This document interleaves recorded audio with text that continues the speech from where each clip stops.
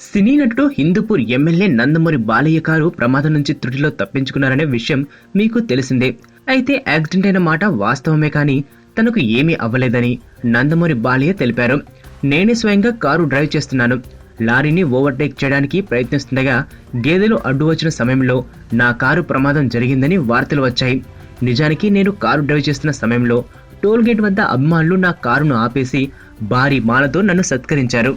ఆ మాలను కారుపై భాగంలో వేసుకుని కార్ డ్రైవ్ చేస్తున్న సమయంలో చెండూరు క్రాస్ వర్లకొండ దగ్గరికి రాగానే ఆ భారీ మాల ముందు వైపు అద్దంపైకి జారడంతో రోడ్డు సరిగా కనిపించక డివైడర్ను గుద్దాను.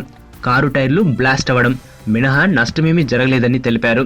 తండ్రి నందమూరి తారక రామారావు ఆశీస్సులు, తెలుగు ప్రజల ఆశీర్వాదాలు, అభిమానులు నాపై చూపించే ప్రేమ, శ్రీరామ్ రక్షక తాను సురక్షితంగా ఇంటికి చేరుకోగలిగానని బాలయ్య పేర్కొన్నారు.